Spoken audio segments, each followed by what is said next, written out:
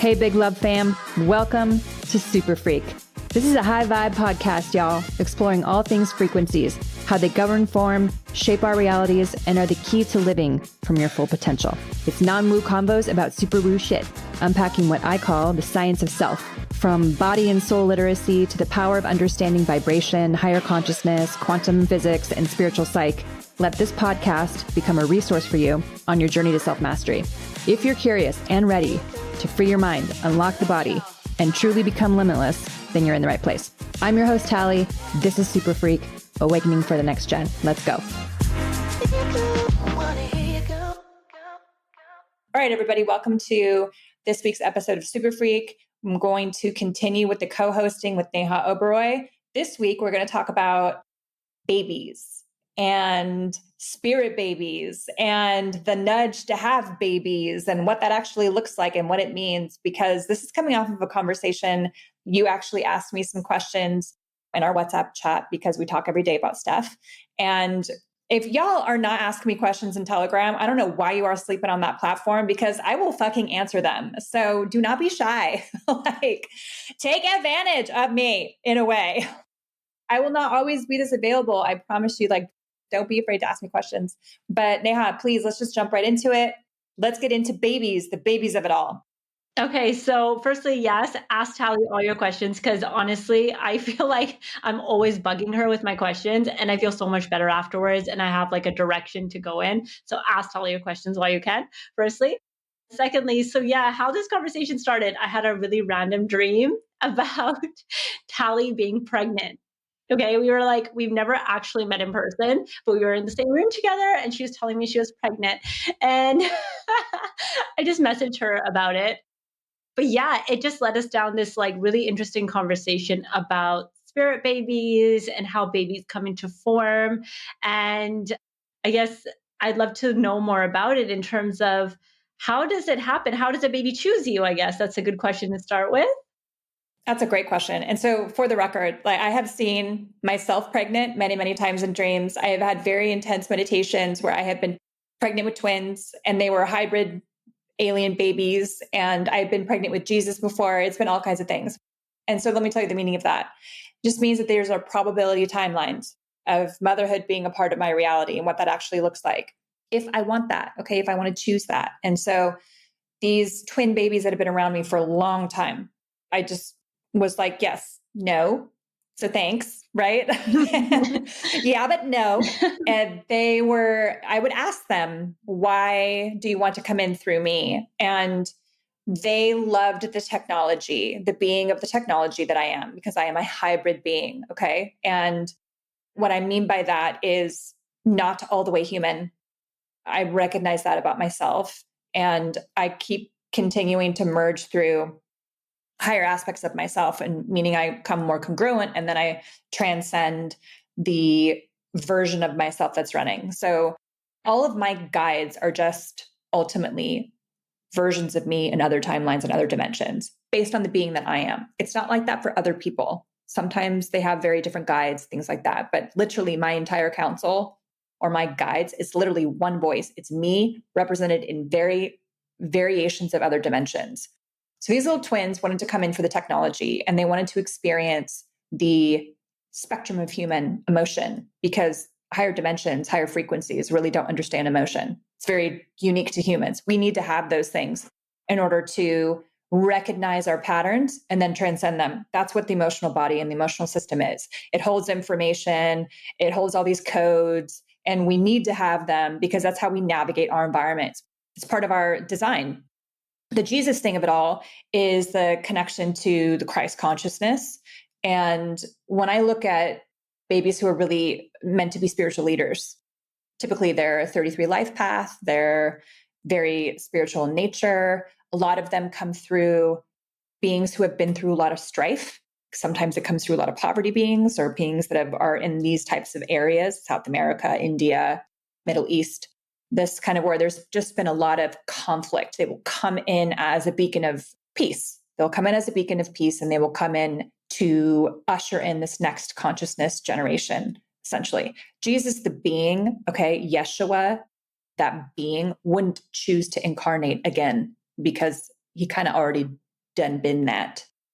Being that level of brilliance wouldn't choose to incarnate. It would just be too brilliant, right? You couldn't even hold that level of light. In order to come in to this level of density, not even possible. When Earth is resonating at a 5D frequency, I absolutely can see a lot of little Jesus babies. So what I mean by that is that spark of the divine.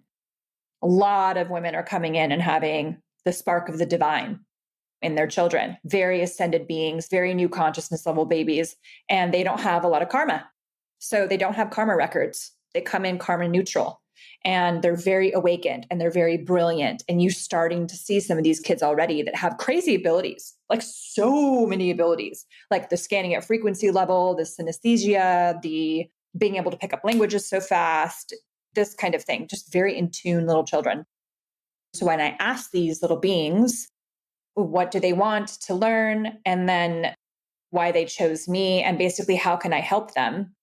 I would work on helping them, like in sessions, I would bring in the twins and say, this is how the emotional body works, just so you can understand what this is. Like, you don't necessarily have to come into form through me, but start to learn and scan the codes around the emotional body. So I'd bring them in and they would just, so fascinated. They're so grateful, so excited. So it was almost like a nurturing element of helping them to learn that. And then in exchange, I would get that experience of being a guide, a guardian of this information in a way, that nurturing expression that they would ask me, we're here to help you learn how to soften and open your heart and all this other stuff. So then they would work on me and then I would get that softening. So we'd have this beautiful exchange just at spirit level. And a lot of times this will happen through dreams. And then with the Jesus of it all, a lot of it was about spiritual mastery. So helping me with new information, new light codes, things like that. A lot of people feel like I can feel a baby, one baby, right? In my bones. I could feel it in my bones. It's fantastic. I love that you can feel that desire to be a mother is really strong with women. And I've worked and seen, especially in recovery, a lot of women who wanted to have a baby so desperately with their new husband. Let's say they had a relationship before they got sober that didn't work out and they had kids and they really wanted to give motherhood and the experience of the pregnancy another shot. Right now, with a sober mind, with a more connection to their body and what that would actually look like. And they wanted a partner. They finally got this partner. They've been in all this work, and now they want to experience motherhood with a clear conscience, right? A clear mind. Well, the mind is a very powerful creator. We will think we want to experience the motherhood of it all, bringing in, being a conduit for life form, because inevitably we want to know we want to try motherhood with a different lens, which is fantastic. However, underneath there's a lot of this unresolved stuff still of wanting to give their husband a baby just to have control or be connected forever, or there sometimes isn't the most best intention. Usually it's a lot of control under there and a lot of fear. Or they're trying to recreate the family unit they didn't have as when they were younger. So everything essentially is a reincarnation of our childhood. We will manifest that in our relationships. We'll manifest that in our partners. So babies assigned to you with a couple different ways. Most of us are unawakened until we awaken, and then when we get more option. So you will choose your parents based on genetics, biology, and the patterns that you came here to override. And that is all happening so fast in such a succinct and level of precision that is unfathomable to our minds. And at the time where your time is up, right? You're a little being, you're a baby, you've decided that you want to come back in and you're awakened and you make all these new agreements and these new decisions. And you have a small gene pool that you get to pull from, because your level of awakening in this reality determines the level of awakening and your options for your next incarnation until you awaken. That's kind of how it works. If you're at a level 4, you're going to get to choose from like a level 4 or below in the next time. It's not like you ping up to a level 7 and you get all these more options at your level of density. Not how it works. As above, so below. That's another way that works. Awakening gives you more options. So let's say at the time that you decide that you want to have a baby, you're coming together with your partner. At that point of conception, let's say you have 3 or 4 or 5 little beings, light beings around you. all chosen you because you are a genetic, right? You match the genetics they're looking for, the biology, the gender, the time, the area, the location, and the patterns that they want to override. You're more of a genetic match for them. So they sign up for all of that at that time. At the exact time, let's say your partner gets home 5 minutes later, right? 3 of those options just went, nope, not available now. So it really is a matter of timing. It's a timing thing. You have this special connection with a being, and that being is the only option for you, period. And you have to make it work. See that a lot with the IVFs of it all. And I was like, y'all, it is not that serious. You can reassign babies. You can say, thank you so much. I honor you with love. It's a no from me, but you can stay around and be a guide, or I can send you off to a different dimensional order and you can choose another vessel. Can choose another one to come through. We are the creators of our reality. We have a lot of choice. I have reassigned these multiple little beings that have come to me many times. And it's always a beautiful exchange.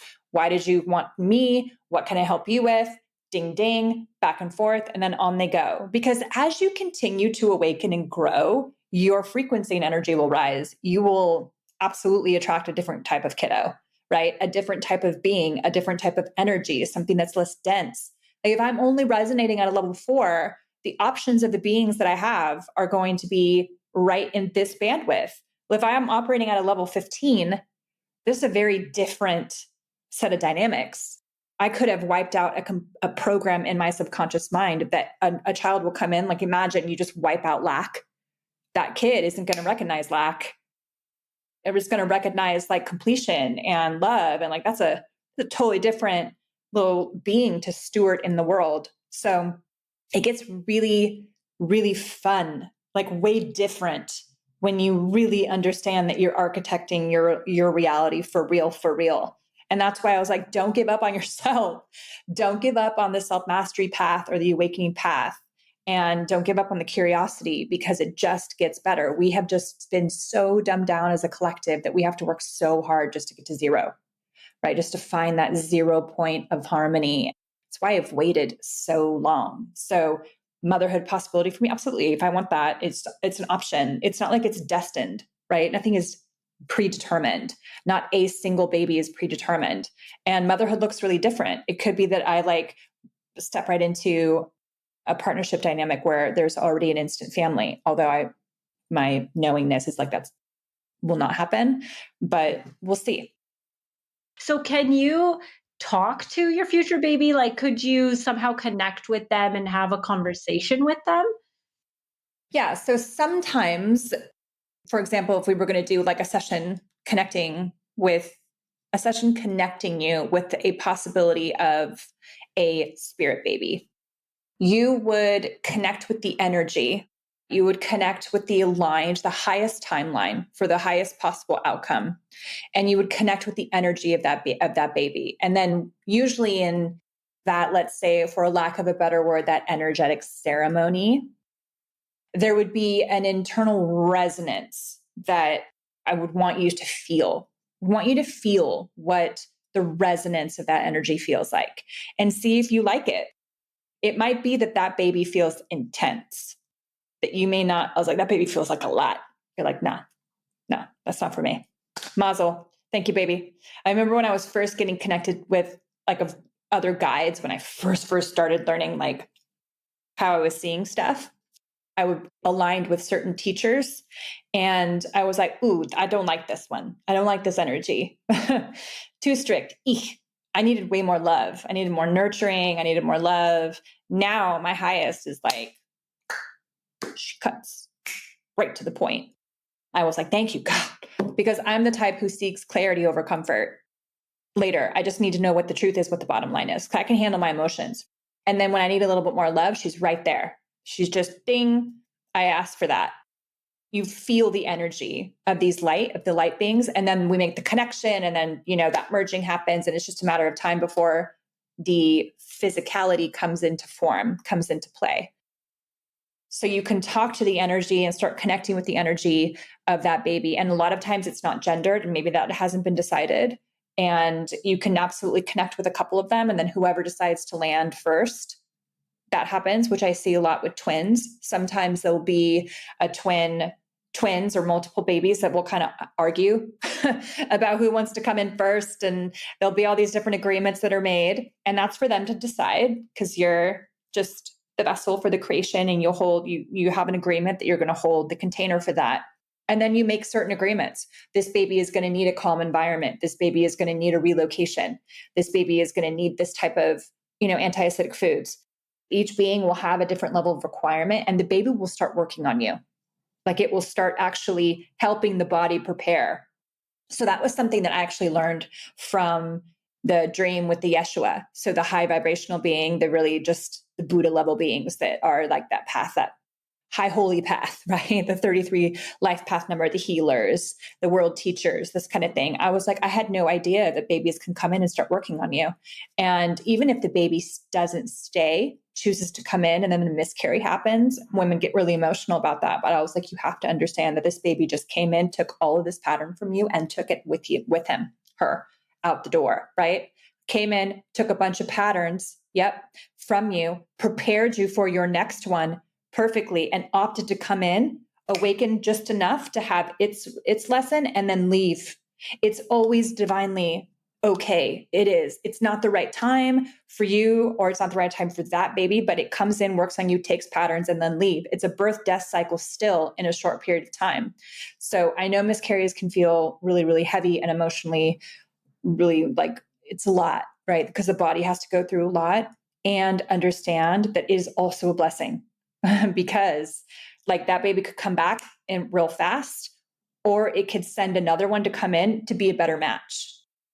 Maybe you aligned with 2 or 3 of them. One comes in to agree to get the body ready, and then the next one comes in, and that one becomes the being that stays. Beings don't enter the body until many weeks, months later. Sometimes your biology starts to take over, and then you kind of incubate a vessel, and then the energy and that soul comes in to start creating that connection with, but you're already connecting with it at spirit level. So it can become a totally different multidimensional experience. Most women aren't present to that. We're focused so much on making sure that we get the nutrients that we need. And it's really, really important. Totally understand that. But the spiritual prep is equally as important too. So so the baby can absolutely work on you in advance to prepare you for what it needs. Like how much my body has been worked on to meet my partner is crazy. I've had to delete the fatigue, the hormone, the energy coming in. It's a lot. And I'm like, oh, okay. Well, whatever's coming in is, I'm in surrender to that. So I ultimately want to be the best version that I can be. I want to optimize. Babies can work on you. You can connect with them. You can connect with them in a different way. And then intuitively, they amplify your intuition because they need you to be in a heightened state. Your intuition arises anyways when you are starting to create. Your energy changes, forces you to be more in the multidimensional space, that conduit between the worlds, which is utterly feminine. So imagine women who get pregnant, they're usually working crazy hours, running all this masculine energy, running their bodies hard, and not really a whole lot, like they're not in tune. They only get 6 weeks leave in the States. They get no time off. It's crazy. I was like, if you only knew what these little critters are, spirit level, my goodness, you'd opt for potentially something else. So yeah, it's fascinating stuff. Yeah. What about adoption and IVF? I was actually asked about adoption. Did you ask me about adoption? I don't know who I was asked. Oh, it was so funny. I literally spoke to somebody else about this because I work with a lot of children who were adopted. And there's that deep abandonment wound, that not really understanding how to have collection and collaboration and really understanding how to have themselves. And they can run abandonment frequencies even in a nuclear family unit. So typically, this is what I've seen, is the adopted child will choose the biological parent based on the timing, genetics. They'll just go down that slide because it's time, and the pattern match. So the divine timing, the genetic pool, the location, there was enough of the things that they wanted at the time. Like let's say it was like a 7 or a 6 out of 10. Okay. And they accepted it. The soul was like, yeah, that's fine. It's all good. I know that I'm going to go from A to B. There's going to be a small transition here, but it's going to help me override this core patterning of feeling abandoned. I really want to know what it's like to have myself, and I'm going to do it in this lifetime. So everything's going to tee up perfectly for that soul to be able to override abandonment of self, not feeling a part of, etc.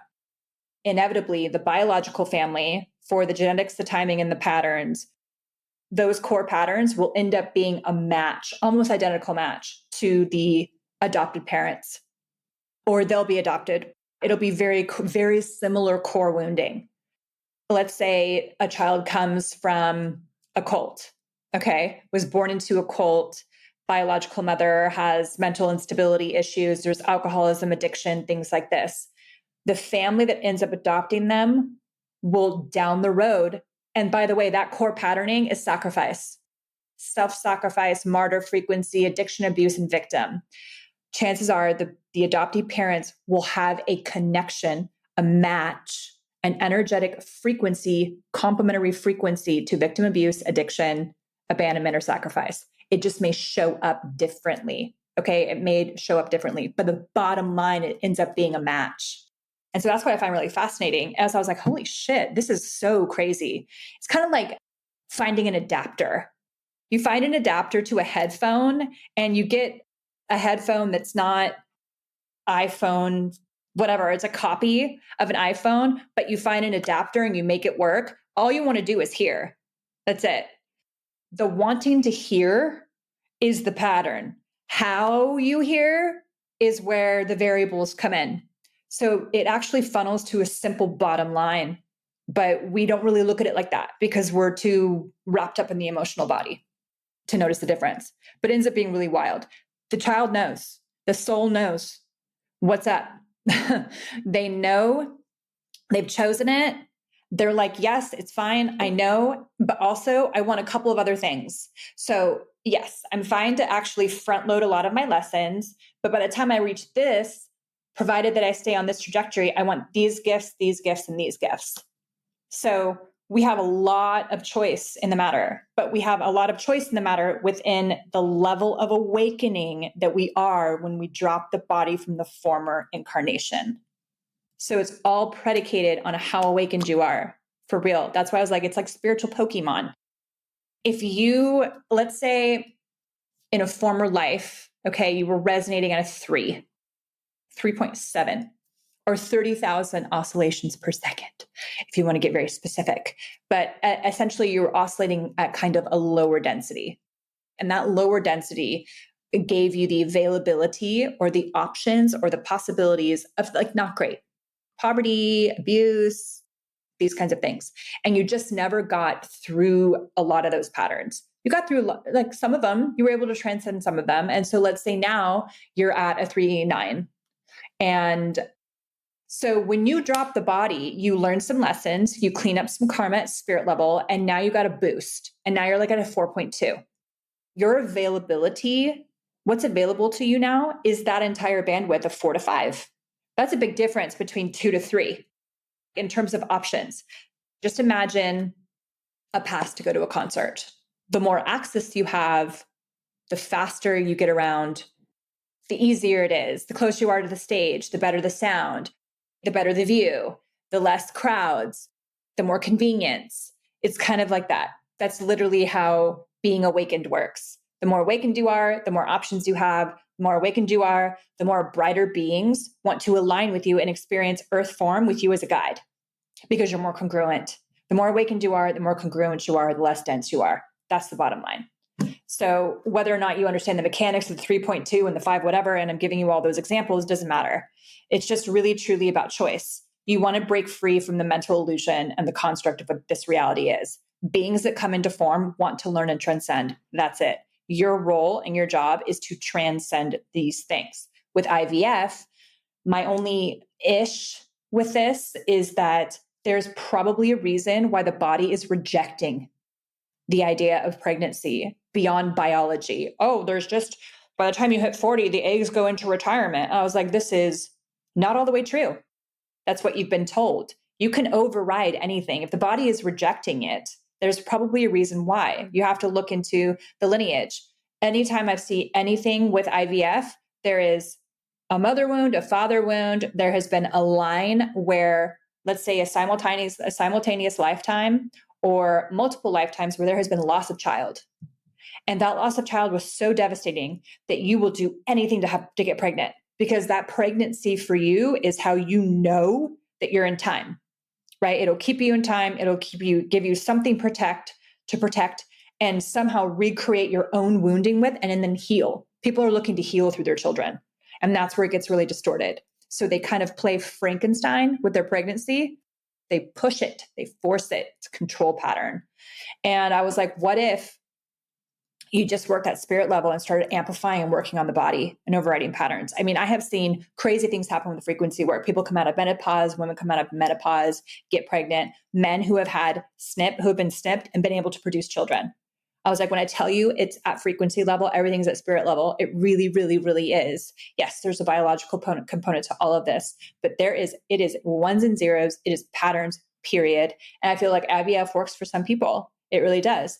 But every time I have talked to an IVF, like I have IVF babies, I love them.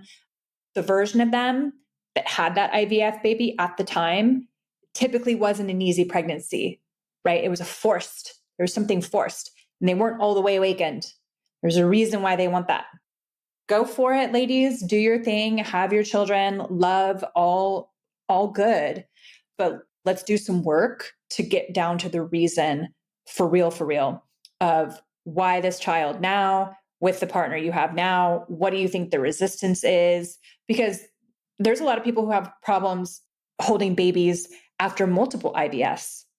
I've also known people who did IVF, but they really prepped the body in advance. And it was a beautifully spiritual experience where she was like, oh my God, I literally saw the spark. So you will see a spark of creation during the IVF process at times. You may see that spark. And I'm like, this is exactly how it happens. But that being may not go into the body until months or weeks later. So there's a lot of ways to have babies. It doesn't have to necessarily come through you. Surrogate, adoption. Motherhood in general is a steward of a soul that wants to experience the spectrum of being human. Yeah. So does surrogacy work in the same way then as adoption? Not necessarily. Not from what I've seen. Surrogacy ends up being like it's almost like a borrowed, I mean, it's really technically what it is. It's almost like a borrowed consciousness in a way, but it's like a borrowed fishbowl. It's kind of like an energetic babysitting. What I would do with the surrogacy is I would have to go in with the highest selves, but I would probably create a consciousness coding, a different holographic plasma structure around the surrogate's uterus. So it has the imprint of the biological mother. The baby is getting familiar with the biological imprinting and not the imprint of the surrogate.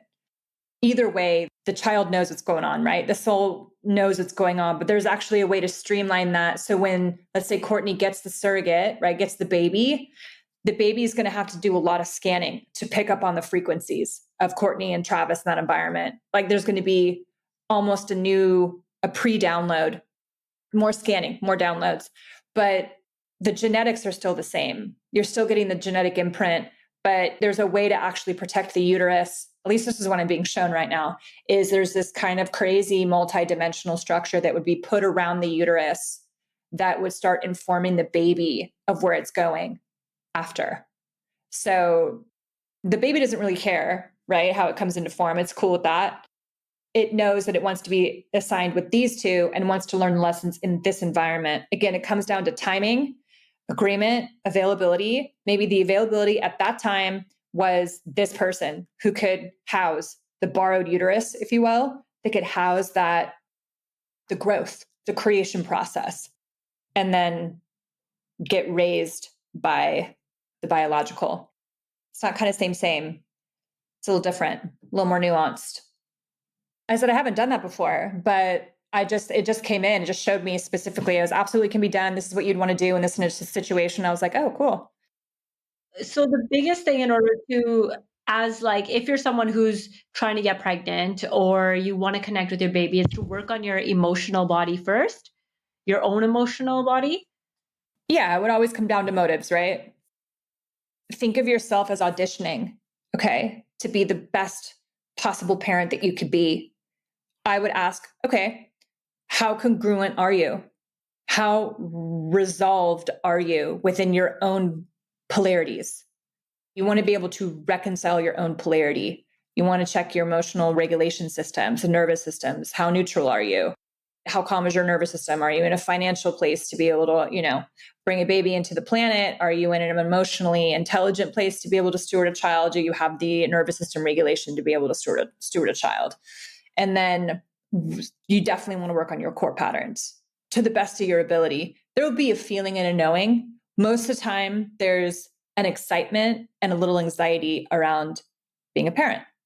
There's this assignment, we're going to have a baby, probably because you feel like you need to, or because it's the right time and you don't want to feel like you're running out of time, right? So there's usually a time component with mothers who want to have children. They feel like they have to have it within a certain amount of time because they want to have, back-to-back kids. And then they want to get all their kids done in one time. And then they want to get snipped, call it a day. And then when you're retired by this, they want to raise all their kids and they want to be in their 50s by the time they retire. They want to have their last kid off to college. And it's all about timing, timing, timing. So if you actually abandon the timing and you focus on being the absolute best versions of yourself, how you choose to bring a baby into the world will be wildly different. Wildly different. And this goes down to the birth. I mean, I've seen women have babies 15 years later and they have a natural birth. It's totally spiritual experience. It's way, way, way different. Women are getting pregnant in their 50s easily, no problem. And, it just depends on your goals and what you want to achieve in your life. But most women feel pretty unfulfilled and they want to have it all. We've been conditioned to have it all. We want to work. We want to have the family. We want to have the baby. We want to do it all. We want to stay a size 2 by the time we're 40 and we're done. And we don't give ourselves any breaks. And we don't really have the support that we need to facilitate all of that stuff. So reconcile your own polarities. Look at the patterning of why you want to bring a child into the world now. And do you feel like you are completely neutral, right? And solid within your own experience around your mother wound, father wound, things like this.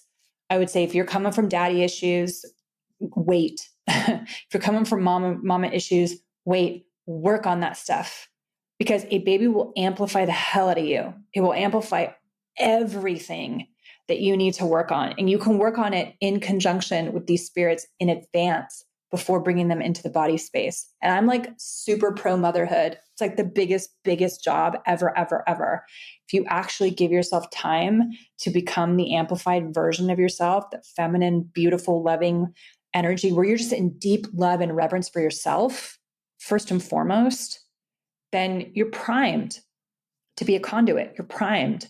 If you're coming from like a whole lot of lack, and you don't have self-esteem and you're in fear and you got anxiety, I'm just like, oh my God, just literally think again because you're just going to have a ball. That baby feels everything. These beings feel everything. And yes, they sign up for it. I get it. But you can walk down the street, you can go to the park, and you can see women who are invested and present and women who are filling in the role. They're phoning it in that day.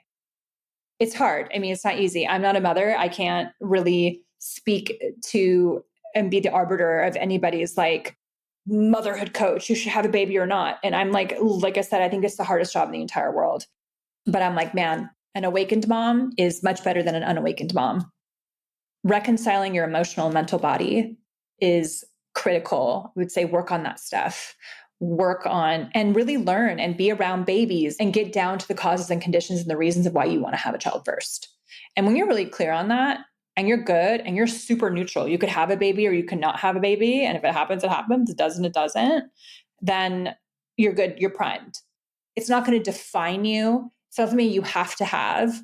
It's something you want to experience in this lifetime as an option. Just know there's a lot of other options out there. Same for me. It's why I reassigned, all these little beings and stuff. It's like, not right now, not right now. It's not time. It's just not time. Not yet. Not no. So wait, that would be my advice for now. I work with a lot of tired mamas. tired mamas who have done it, who are doing it all, work with a lot of high achieving, high performing women who are doing it all, and their nervous systems are shot. They're not really all the way in love with it, but they have to have a double earning income family to be able to afford all the things. And so a lot of lifestyle comes into it too. I think the happiest parents I've seen are the ones that are really just going with the flow and have simplified lives.